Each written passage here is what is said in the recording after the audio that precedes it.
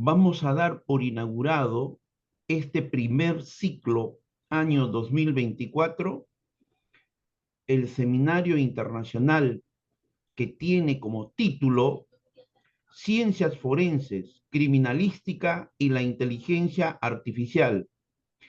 Esta es la sesión virtual número 2, que tiene como título El perito forense y sus responsabilidades con la inteligencia artificial. Quien se encarga de realizar la ponencia es la doctora Heidi Piedad Hernández Iñigo, doctora en Ciencias Forenses del Centro de Estudios Superiores en Ciencias Jurídicas y Criminológicas. Ella nos acompaña el día de hoy desde el hermano país de México. Tiene usted la palabra, doctora. Puede iniciar su ponencia. Ok, muy buenas noches. Muchísimas gracias por la invitación y espero les guste este tema que les voy a dar, ya que el perito tiene una responsabilidad demasiado grande para que se haga la justicia, como ahorita lo vamos a comentar. Bueno, para empezar, pues queremos saber qué es un perito, ¿verdad? Bueno, pues un perito es un individuo con formación, capacitación, conocimiento y experiencia en un ámbito técnico específico, cuyo testimonio puede ser crucial para la resolución de conflictos en el ámbito prejudicial o judicial. El testimonio del perito puede ser considerado por jueces, abogados, partes involucradas en un litigio y cualquier otra persona que esté involucrada en el proceso judicial o prejudicial y que necesite la opinión experta del perito para resolver un conflicto o entender aspectos técnicos específicos relacionados en un caso.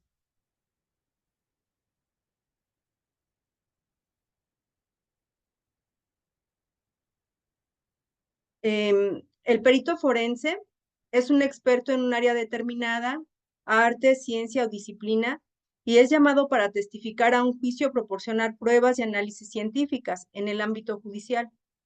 Estos pueden ser médicos, psicólogos, ingenieros, criminalistas, expertos en balística, expertos en documentoscopía, entre otros. Deben contar con una formación sólida en el área de su especialización, así como contar con una gran experiencia y habilidades técnicas para llevar a cabo análisis precisos y objetivos. Su trabajo puede ser crucial para determinar la culpabilidad o la inocencia de una persona en un caso judicial.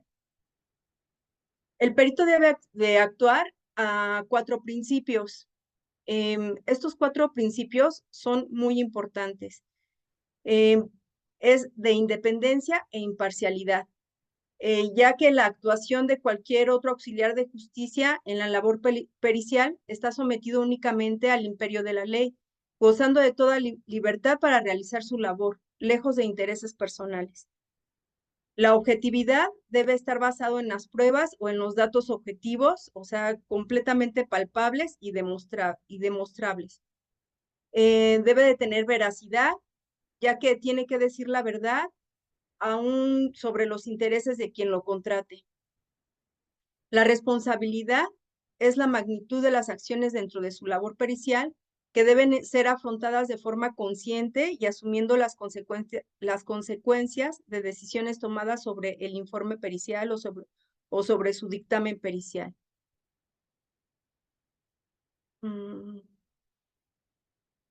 Vamos a ver la diferencia entre un perito oficial y un perito particular. El perito oficial es un experto designado por una autoridad competente para llevar a cabo una investigación, evaluación o dictamen técnico en un área específica de conocimientos. Estos pueden ser designados por diversas instituciones gubernamentales, como los tribunales de justicia, las fiscalías, la policía, entre otros, así para brindar un análisis especializado en casos judiciales, administrativos, peritajes, etcétera. El perito oficial es el que está contratado por el gobierno y a su vez, por ejemplo, yo trabajo en la Defensoría Pública de la Ciudad de México, en donde a nosotros nos paga el gobierno, ya que la Defensoría Pública es totalmente gratuita y va para personas que no tienen para pagar un abogado y son de bajos recursos.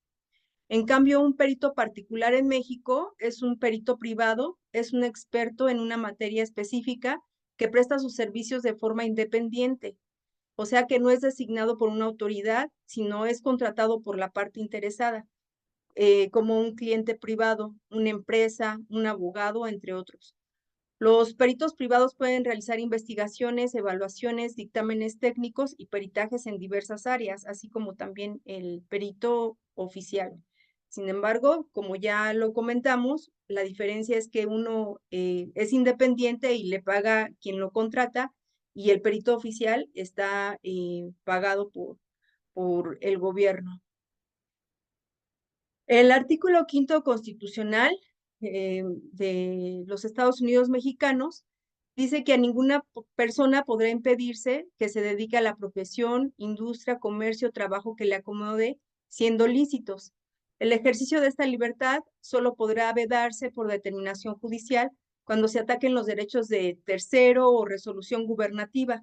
O sea que aquí podemos tener la profesión de peritos privados o peritos independientes. No hay ningún obstáculo.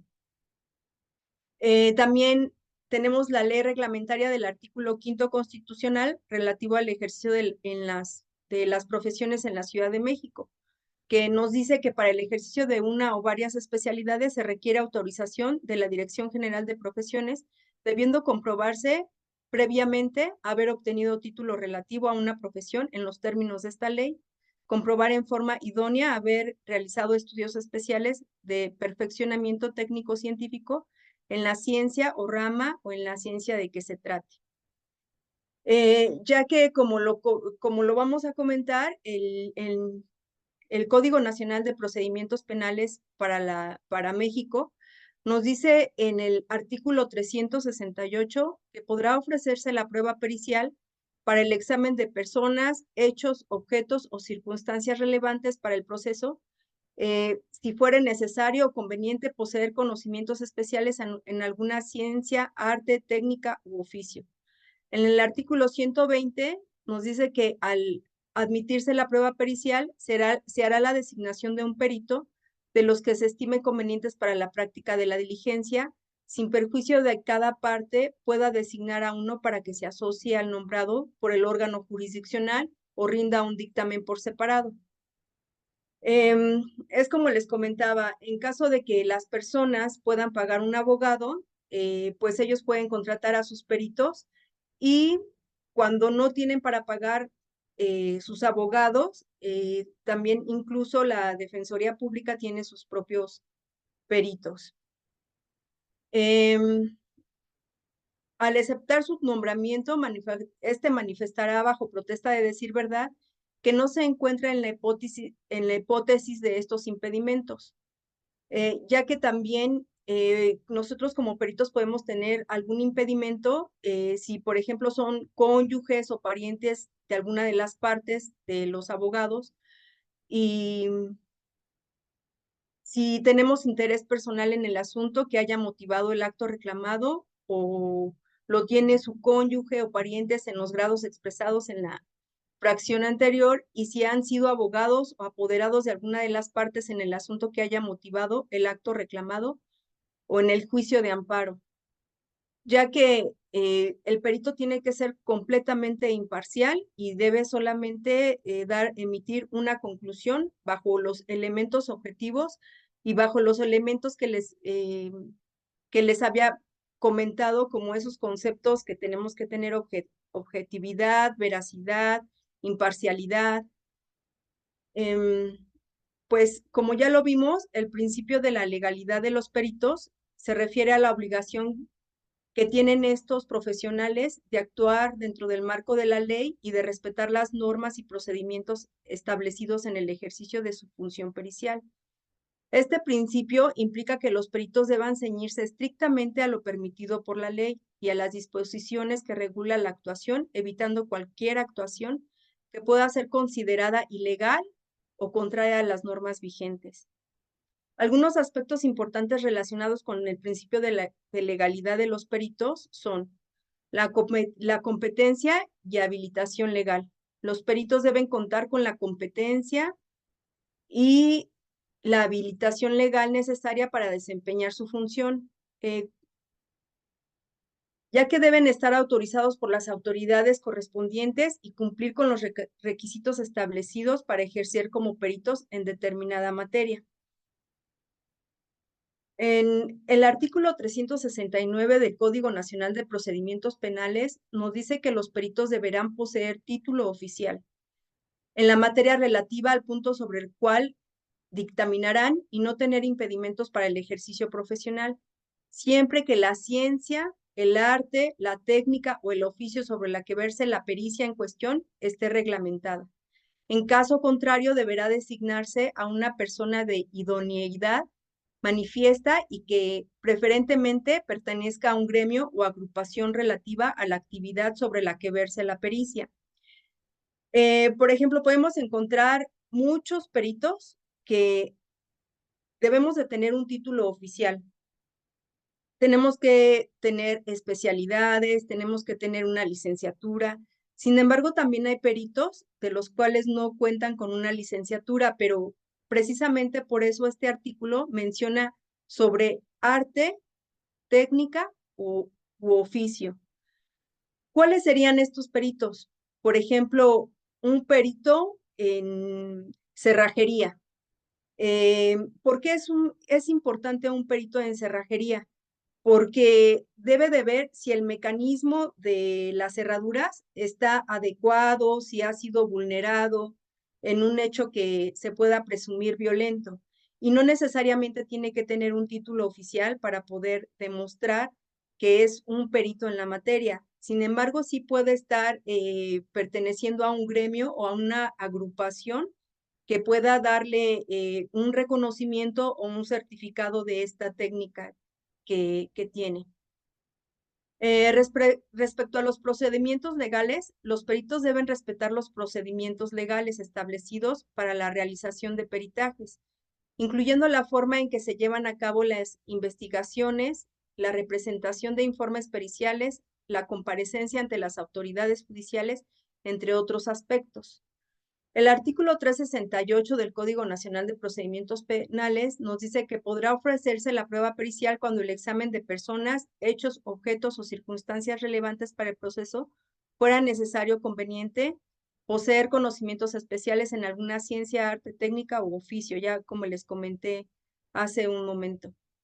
Por ejemplo, yo soy perito en materia de criminalística. Nosotros como peritos en materia de criminalística, pues como es una ciencia multidisciplinaria, que debemos de tomar varias disciplinas para poder emitir una conclusión, es importante que siempre estemos al tanto de la cadena de custodia. Nos dice el artículo 227 del Código Nacional de Procedimientos Penales en México que la cadena de custodia es el sistema de control y registro que se aplica al indicio, evidencia, objeto, instrumento o producto del hecho delictivo, desde su localización, descubrimiento o aportación en el lugar de los hechos o del hallazgo hasta que la autoridad competente ordene su conclusión. Esto se hace con el fin de corroborar los elementos materiales probatorios y la evidencia física. La cadena de custodia se aplicará teniendo en cuenta los siguientes factores: la identidad, el estado original, las condiciones de recolección, la preservación, el empaque, el traslado, lugares y fechas de permanencia y los cambios en que cada custodia se haya realizado igualmente, y esta se regirá con el nombre y la identificación de todas las personas que hayan estado en contacto con estos elementos. El perito precisamente tiene que, como les comentaba, tiene que actuar con independencia, con imparcialidad, a fin de que su desempeño no tenga ninguna influencia y que tiene que trabajarlo con una completa objetividad. Tiene que tener confidencialidad y protección de estos datos, y los peritos deben respetar la información con la que tengan acceso en el ejercicio de su función, protegiendo los datos, evidencias que manejen de acuerdo a las disposiciones legales, aplicando en materia la privacidad de protección de datos.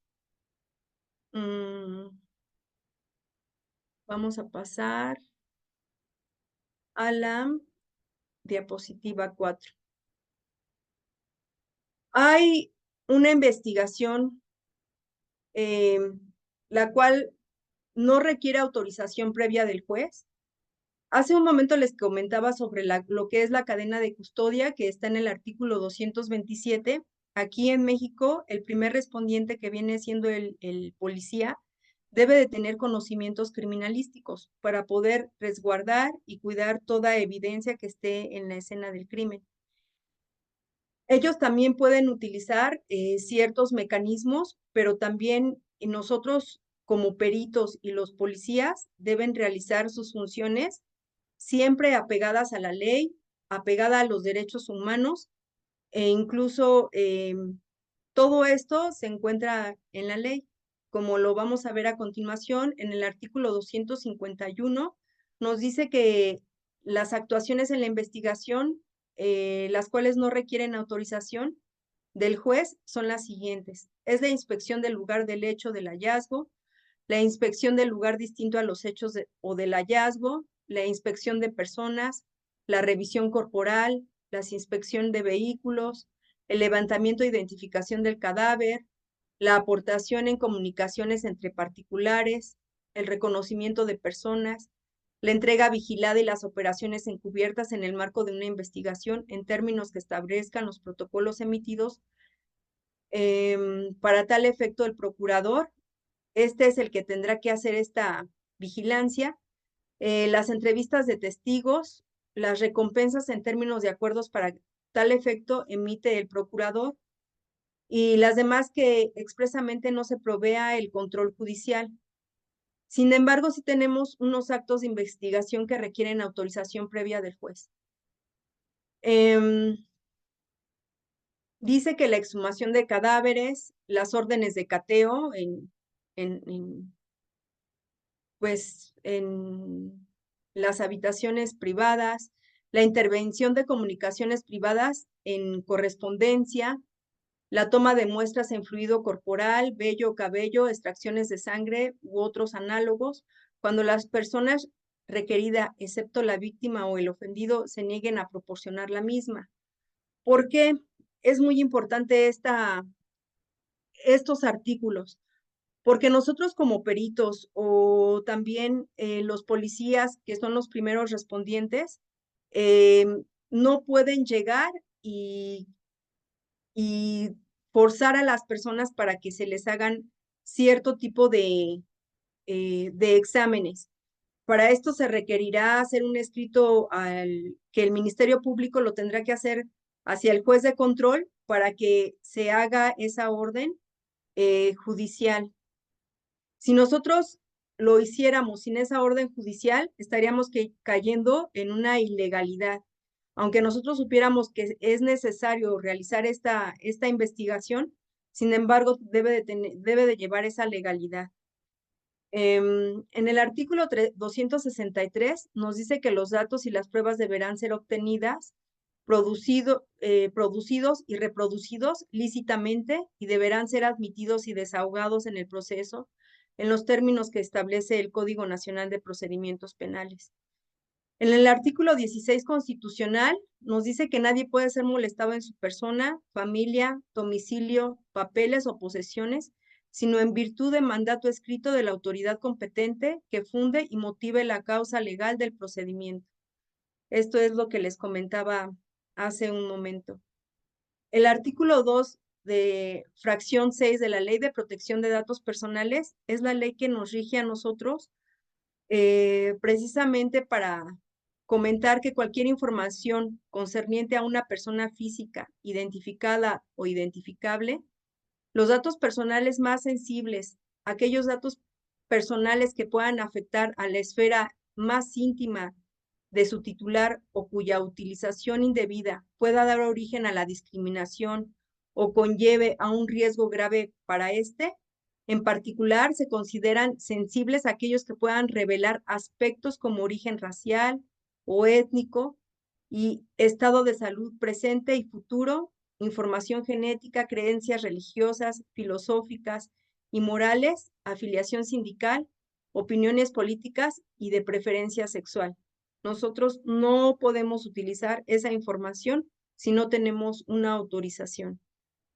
La Ley Federal de Protección de Datos Personales también tiene el artículo 19 que dice que todo responsable que lleve a cabo tratamientos de datos personales deberá establecer y mantener medidas de seguridad administrativas, técnicas y físicas que permitan proteger los datos personales contra daño, pérdida, alteración o destrucción o el acceso o tratamiento no autorizado.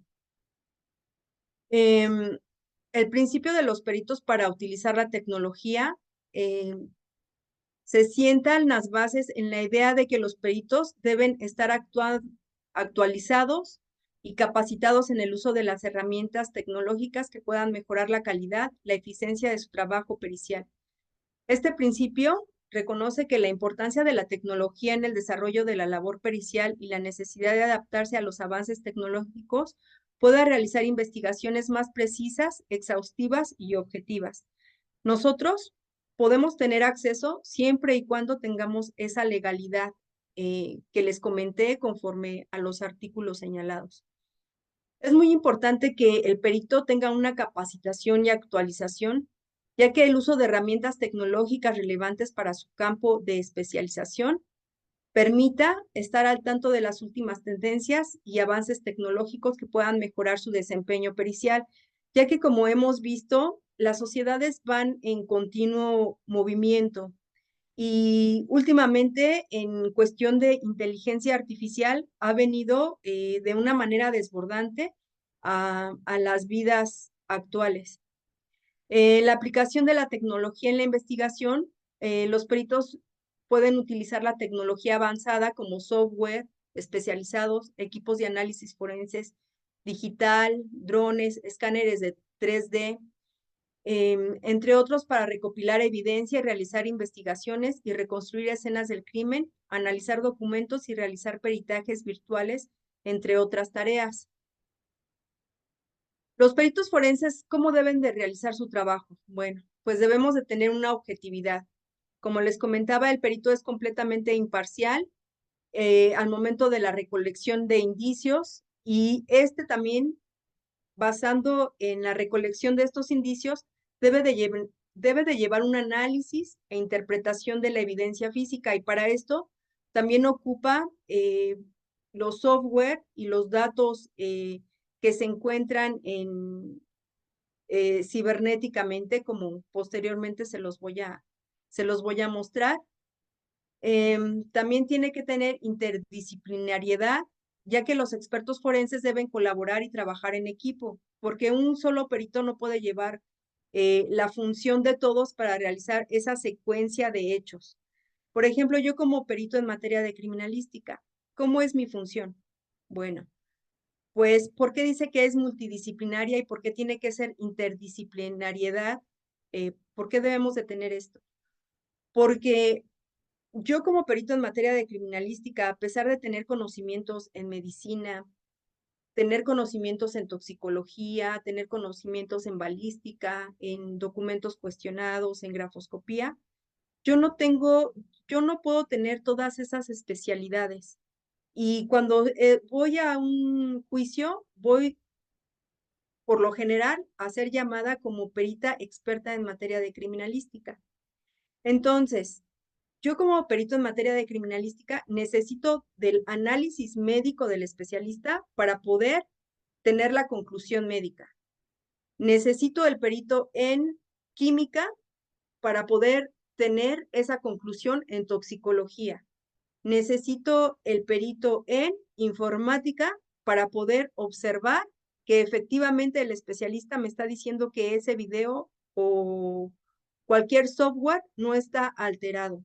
Es por eso que dice que los expertos forenses debemos colaborar y trabajar en equipo, en combinación de conocimientos y habilidades en diferentes áreas, ya que yo al realizar una mecánica de hechos, que es una secuencia de hechos, necesito de todas estas conclusiones para que esta conclusión sea completamente científica, ya que también nosotros tenemos que llevar el rigor científico. Toda ciencia lleva una metodología científica que es esencial, si no, no puede ser científico. Los expertos deben seguir protocolos y procedimientos estandarizados para garantizar la validez y la fiabilidad de los análisis. Esto incluye la documentación adecuada de todas las etapas del proceso investigativo, como les comenté sobre lo que es la cadena de custodia, y la realización de pruebas en control de calidad. Bueno, para empezar, el perito, como ya les comenté, tiene que capacitarse día con día. Tenemos que tratar de llevar a cabo todos los estudios multidisciplinarios. Por ejemplo, yo terminé una maestría en investigación criminal y ciencias forenses.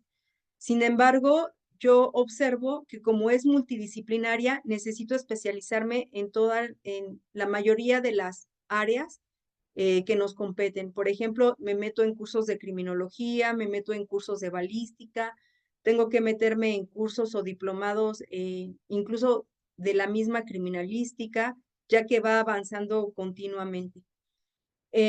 ¿Por qué nos dice que tenemos que llevar los protocolos? Porque nosotros como peritos en materia de criminalística también tenemos protocolos que son realizados por la Procuraduría General, o antes, así se llamaba, o por la Fiscalía General de Justicia de México. Uno de esos es el protocolo de feminicidio y más adelante les voy a dar un caso para que se den idea cómo usamos la tecnología y cómo usamos estas técnicas y estos procedimientos y la legalidad de los mismos. Para todo esto que les estoy comentando, nosotros como peritos tenemos que utilizar la tecnología. Las ciencias forenses hacen un uso intensivo de la tecnología avanzada para analizar evidencia física de manera más precisa y eficiente. Equipos como espectrómetros, microscopios, software especializados en base de datos forenses, entre otras herramientas comunes en el trabajo, nos ayudan a facilitar y nos ayudan a dar a ciencia cierta un resultado. Recordemos que los expertos forenses, que son los peritos, ayudan a esclarecer crímenes, identificar a los responsables y garantizar a que se haga una justicia de manera objetiva.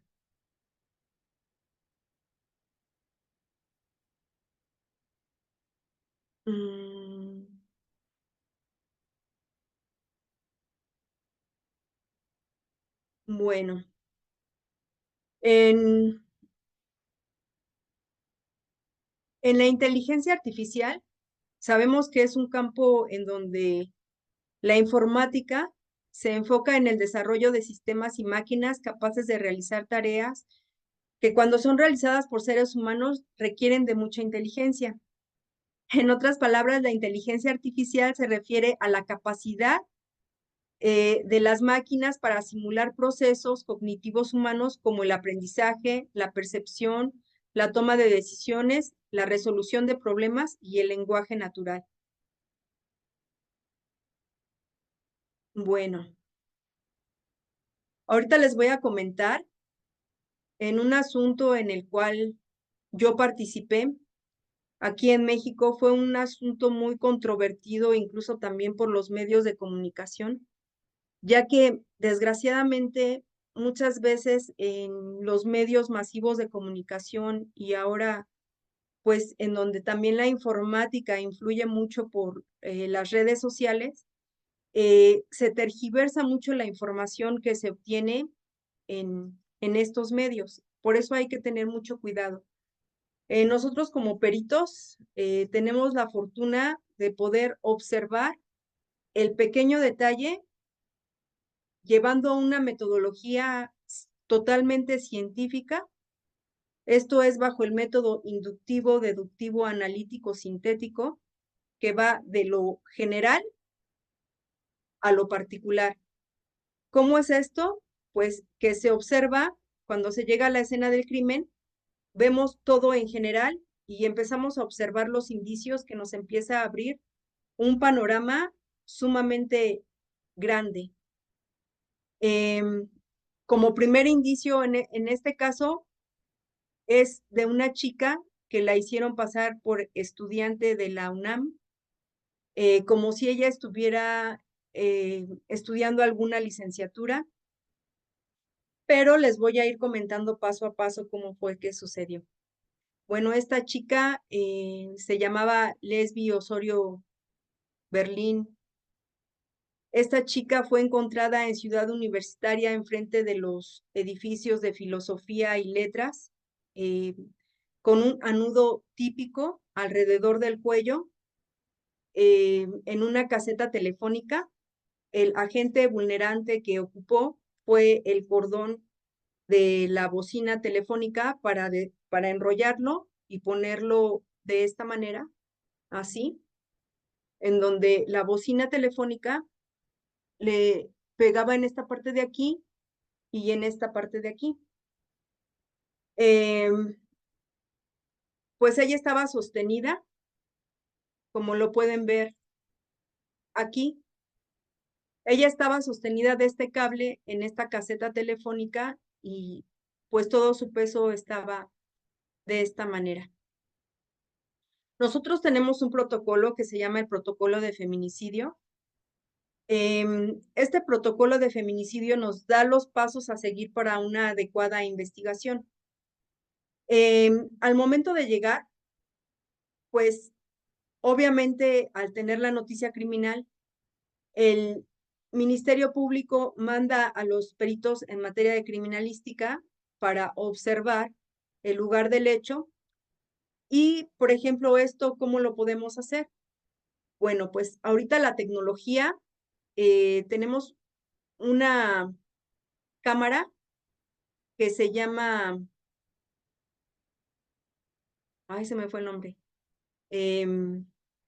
Déjenme acordar cómo se llama el nombre de esta cámara, pero es una cámara que tiene una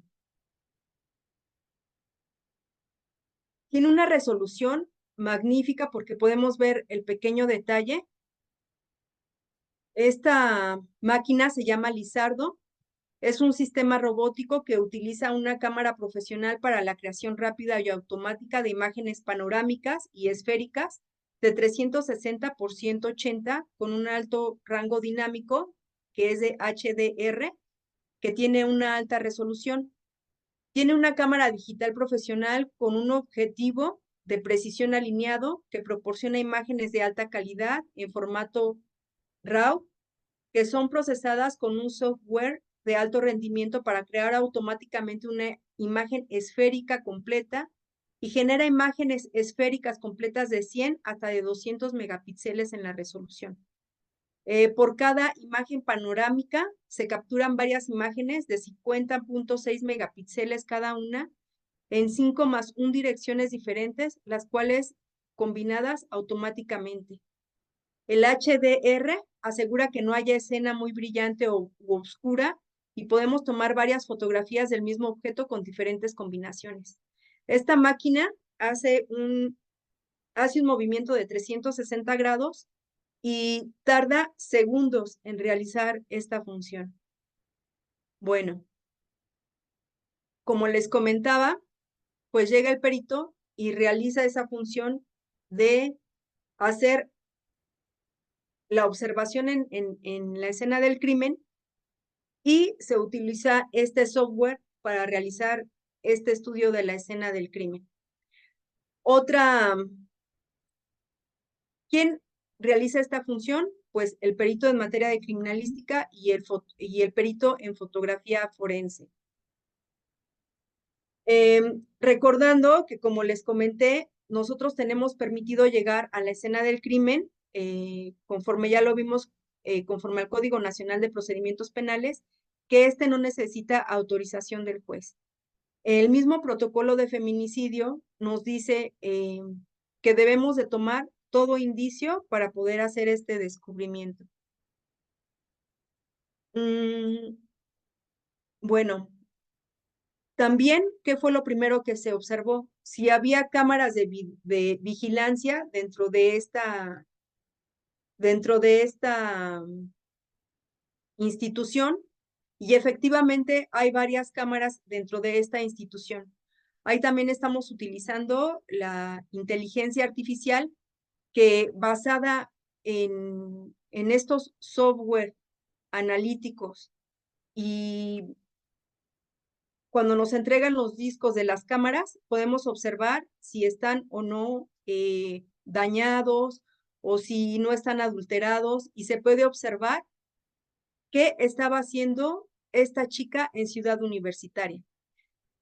Se empezaron a observar las cámaras y se pudo observar que esta chica estaba desde las 12 del día de un día viernes al día siguiente sábado hasta las 4 de la mañana, que fue cuando al parecer se priva de la vida. Esto se pudo observar con estas cámaras, que ellos paseaban de un lugar a otro en Ciudad Universitaria, ya que ella iba acompañada y se puede visualizar por medio de las cámaras de video, iba acompañada de su pareja en ese momento, de quien vivía con ella y quien tenía una relación sentimental con ella. Entonces, al día siguiente, se pudieron observar estas cámaras de video, como se puede ver aquí en estas dos imágenes.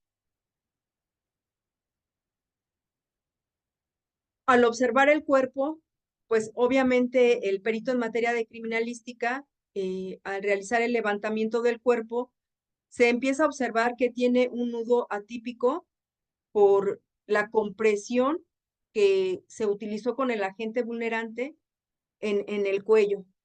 Sin embargo, el cuerpo fue llevado al INCIFO, en donde su cuerpo fue valorado por el experto en la materia, que es el perito en materia de medicina.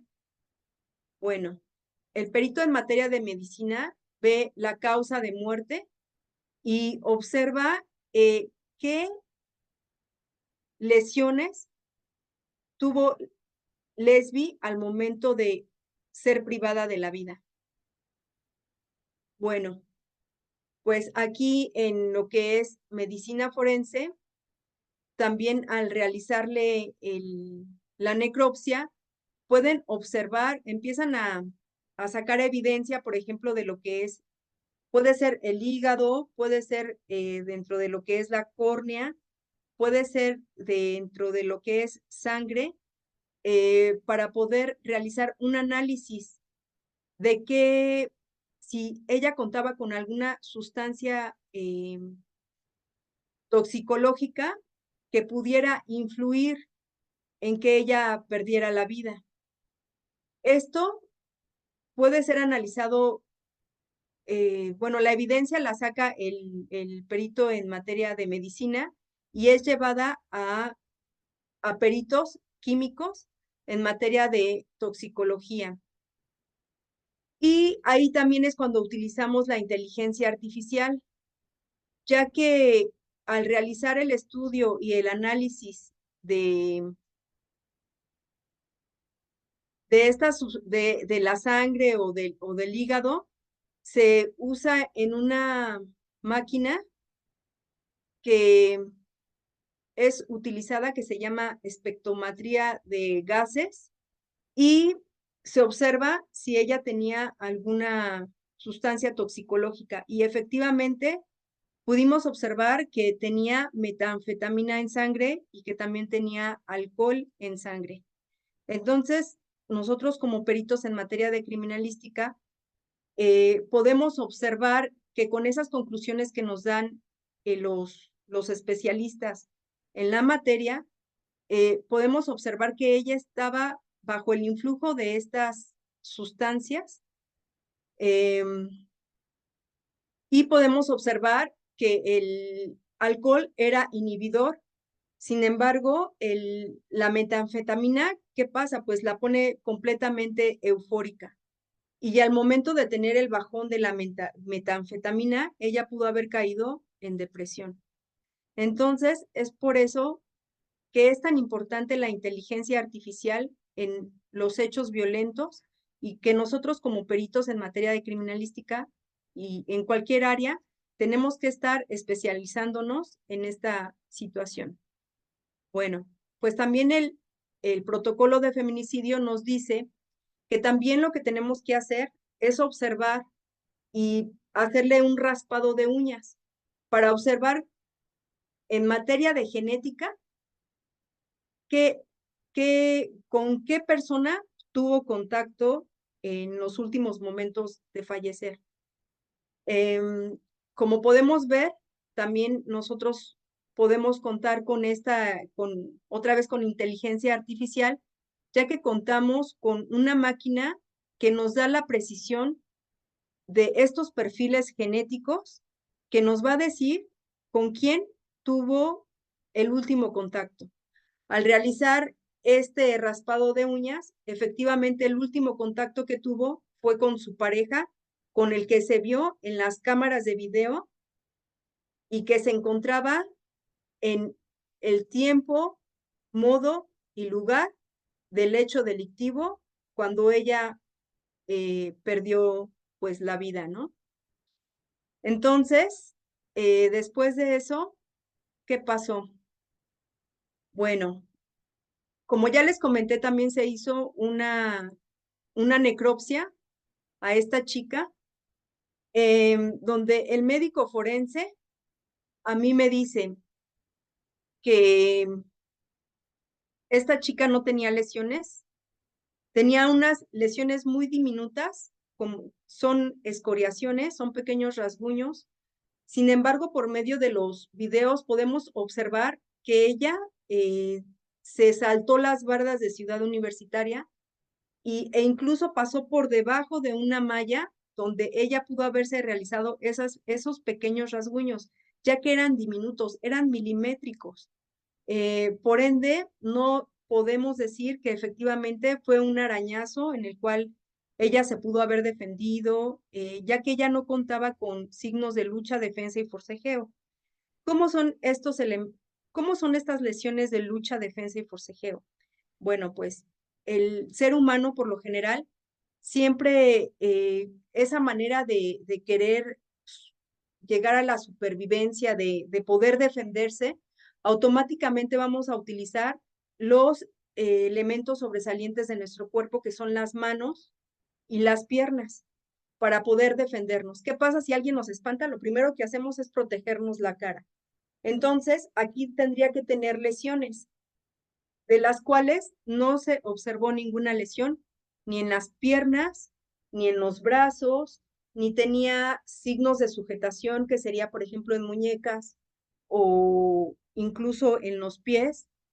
Sin embargo, en las redes sociales comentaron que esta chica fue violentada por su novio en Ciudad Universitaria, ya que, pues desgraciadamente, este asunto eh, traía línea. ¿Por qué traía línea? Esta chica llega como desconocida al INCIFO. Nadie sabía quién era en ese momento. Sin embargo, posteriormente, la mamá trabajaba en Ciudad Universitaria. Esta señora trabajaba en el CENDI, pero también estaba en el movimiento feminista y obviamente que ella estaba acompañada de este movimiento feminista. Al realizar, pues empezaron a comentar que en Ciudad Universitaria había estado una chica que se había suicidado y pues obviamente al reconocerla, saben ya posteriormente quién es y saben el nombre de esta chica y pues la mamá trabajaba en Ciudad Universitaria. Entonces, ¿qué fue lo que pasó? Pues hicieron creer en las redes sociales que esta chica había sido una estudiante de Ciudad Universitaria. Sin embargo, también se hizo una necropsia psicológica. Esta la realiza el perito de materia en psicología y se empiezan a recabar datos e información. Incluso también se empieza a recabar datos, por ejemplo, de Facebook o de redes sociales en las cuales podríamos tomar esa información para saber qué es lo que pasó. Sin embargo, pudimos observar el patrón de vida que esta chica había llevado. Esta chica, en esa necropsia psicológica, se mencionaba que a partir de los 14 años ella ya consumía marihuana y que se había salido de su casa. Esta chica no quería a su mamá porque se mencionaba que su mamá siempre la comparaba con las primas y también había tenido varios abortos. Esta chica también no había terminado ni la preparatoria y ella trabajaba como mesera y ahí en Ciudad Universitaria, en lo que es enfrente, hay un lugar que le llaman las Islas y se presume que ahí venden droga. Entonces, efectivamente, por medio de las cámaras de video, se observa que ella se mete a esas islas donde venden droga, y tanto es así que se puede corroborar con el dictamen en materia de toxicología que nos decía que ella había consumido metanfetamina. Esta chica también le hicieron el estudio vaginal para ver si había sido violada o valga la redundancia, violentada sexualmente.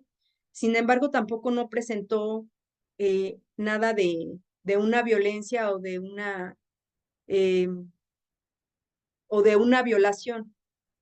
Eh, Se corrobora, sí tenía restos de espermáticos, pero estos restos espermáticos no correspondían con con la pareja que había acompañado a Lesbi ese día. Entonces, se puede presumir que esta chica también se prostituía para poder consumir estas sustancias.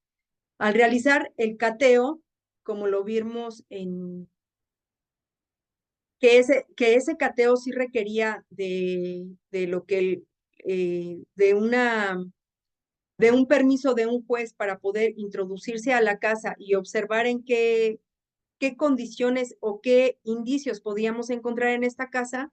Efectivamente se encontraron sobres de diferentes sustancias, como lo era la marihuana, como lo era la cocaína, entre otros estupefacientes, en donde se puede corroborar que ella efectivamente consumía drogas y no es como lo comentaban en las redes sociales, que ella era una chica, porque si ustedes buscan en las redes sociales, van a encontrar que esta chica era estudiante de Ciudad Universitaria, que supuestamente tenía una vida por delante y que esta chica no consumía drogas.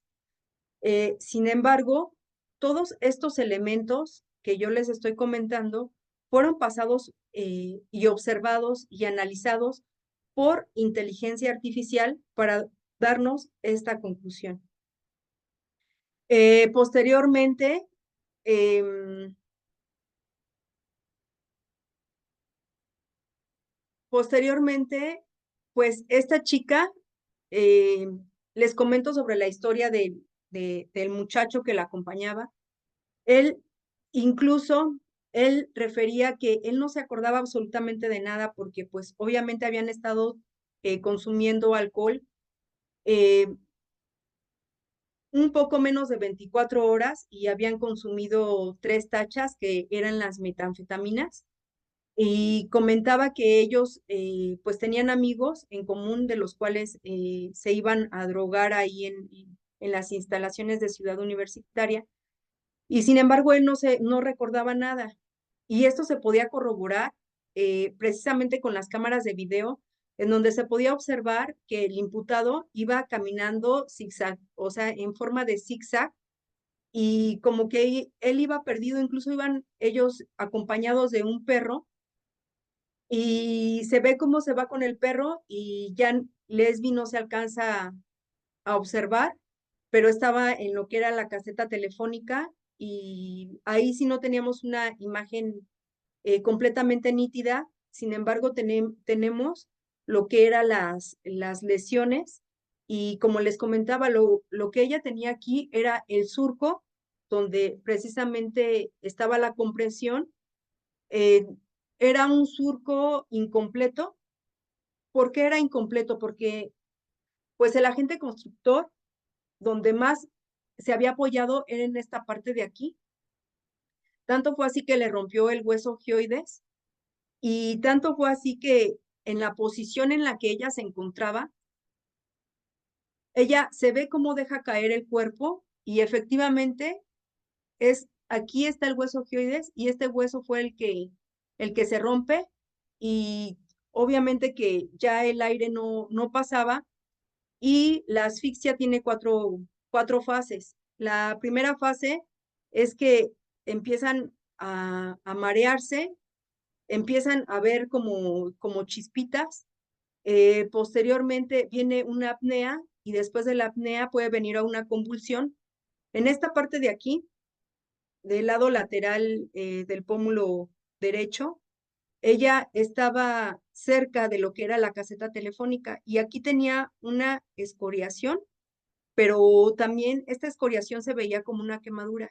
Entonces, al tener la fase en la cual ella tenía esa convulsión, al momento ella estaba raspando con un metal que obviamente le iba a provocar esa escoriación y se iba a presentar como una quemadura. Sin embargo, no era un golpe directo como lo hicieron hacer pasar por medio de las redes sociales, ya que un golpe, al ser contundente, va a romper vasos sanguíneos. ¿Y qué va a pasar? Pues va a haber una inflamación en el momento de tener ese golpe.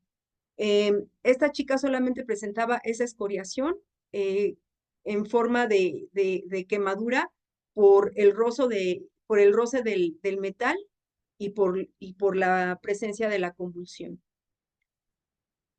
Es así como podemos observar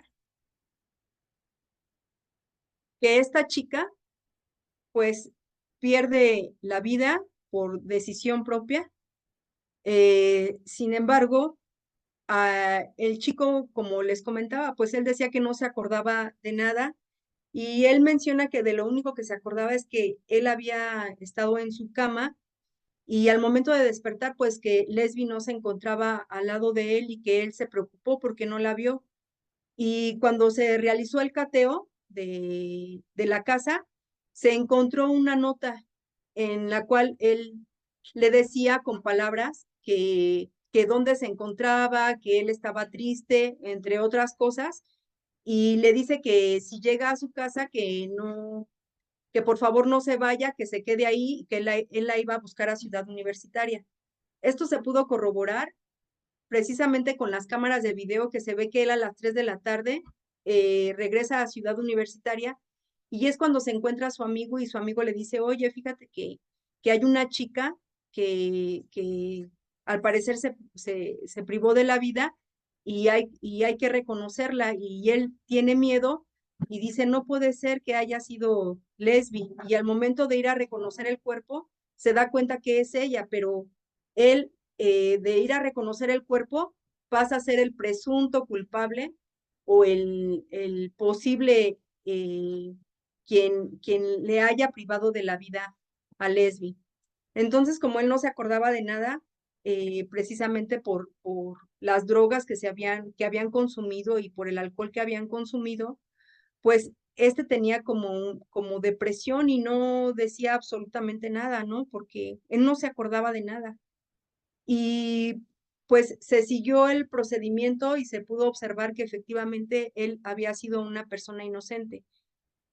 Sin embargo, pues desgraciadamente ya llevaba el asunto en línea por lo que les comento, y de pasar a un feminicidio, le tipificaron el delito por razón de parentesco, el deber de cuidado de que ella no se privara de la vida.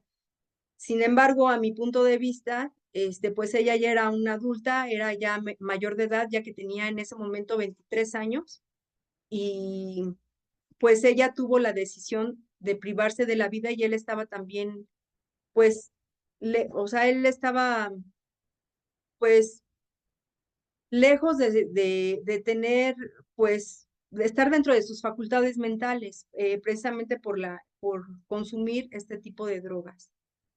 Como ustedes pueden ver, a nosotros como peritos, la inteligencia artificial, pues nos ayuda mucho para poder demostrar cómo sucedieron los hechos a una ciencia cierta, recordando que pues en la actualidad, pues la inteligencia artificial aún no cuenta con una regulación en cuestión de leyes. eh, Sin embargo, en las redes sociales se puede manejar de una manera y pues nosotros como peritos podemos utilizarla para poder dar resultados verdaderos. En México ya existe una iniciativa de ley de la regulación ética de la inteligencia artificial y robótica.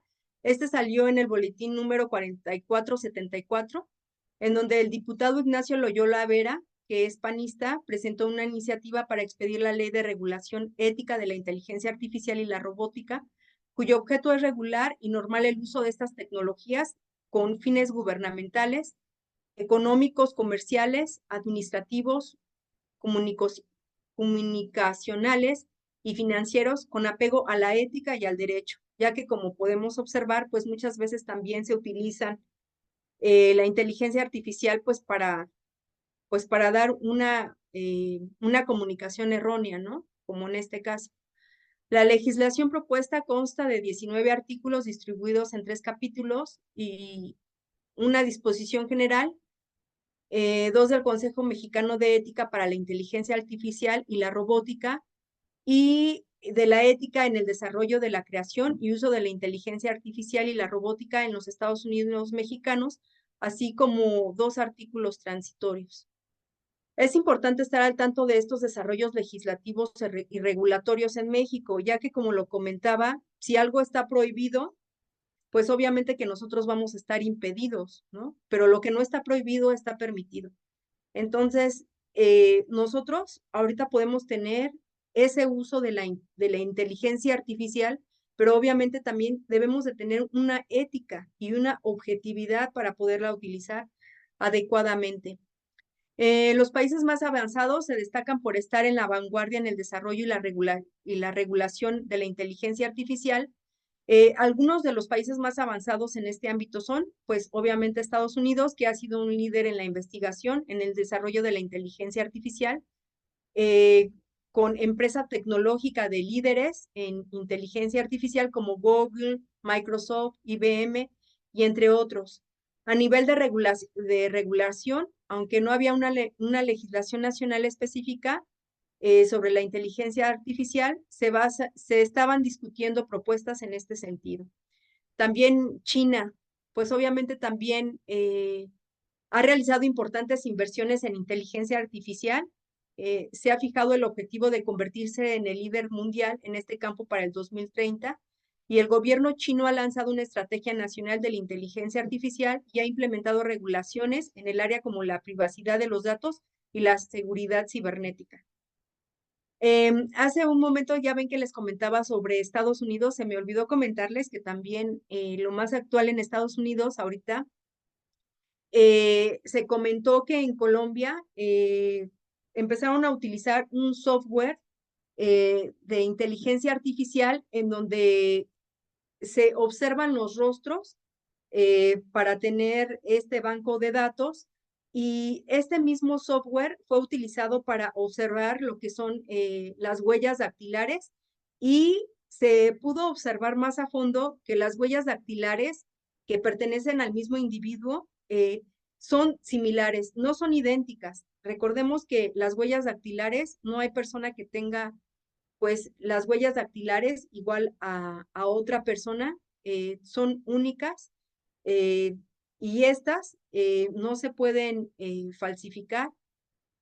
Sin embargo, sí, la inteligencia artificial pudo observar que las de las mismas personas sí pueden tener rasgos muy similares. Esto es lo último en inteligencia artificial en Estados Unidos.